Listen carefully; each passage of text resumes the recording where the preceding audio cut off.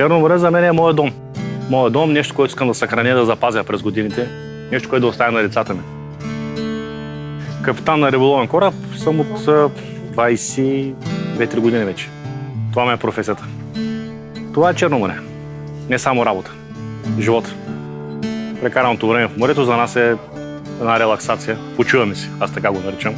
Но влизане на море е 4-5 дена, през което живеем заедно, храним се заедно, спим заедно.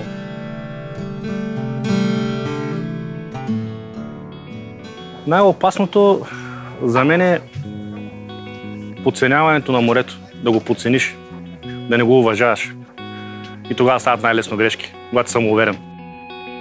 Преди всичко трябва да подходиш с уважение и с респект към него.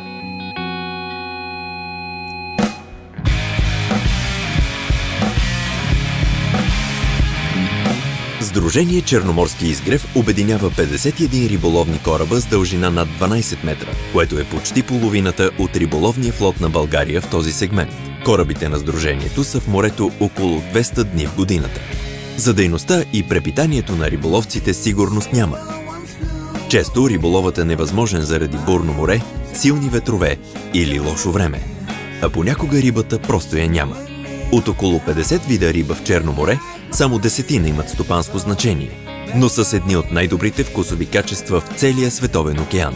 Част от риболовното богатство на нашето море са видове като калкан, сафрит, чернокоп, барбуня, лефер, трицона, зарган, акула, миди и рапани. Животът на рибарите е в морето.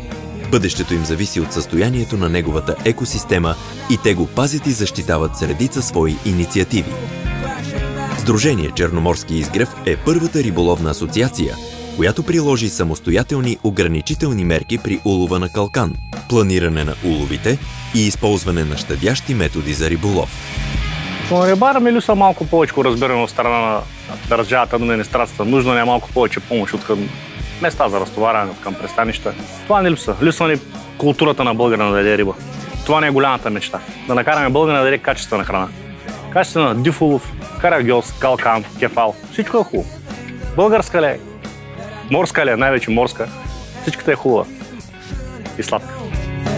Сдружение Черноморски изгрев обединява компании за улов на риба, някои от които разполагат с модерни преработвателни предприятия. Така пътят на рибата от морето и кораба до щанда в магазина е осигурен от необходимата техника за улов и съхранение, с гарантирано качество на преработка и условия на предлагане. Този филм е част от плана за производство и предлагане на пазара, разработен от Черноморски изгрев. Планът цели да се реализират мерки за опазване на ресурсите, както и да се повиши познанието на обществеността за риболовната дейност и за произхода на черноморската риба. Казвам се Ежи Рудницки, технолог по рибапреработка. И от 40 години работя в този бранш. Нашето предприятие се преработват рибите от целия свят, но голямо предпочитание отдаваме на черноморската риба. Тя е с специфични качества, с особен вкус. Тази риба е привична за хора, които живеем в басейна на Черното море. А то не е прекалено щедро, но все пак може да си позволим от време на време да предложим на пазара ценни, скъпи и вкусни видове риба. Сафрит, чернокоп, акули, барбуна. Всичко това са риби с високо качество в кулинария, в преработка.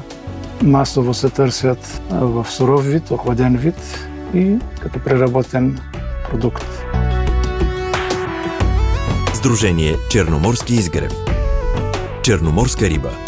От морето до трапезата.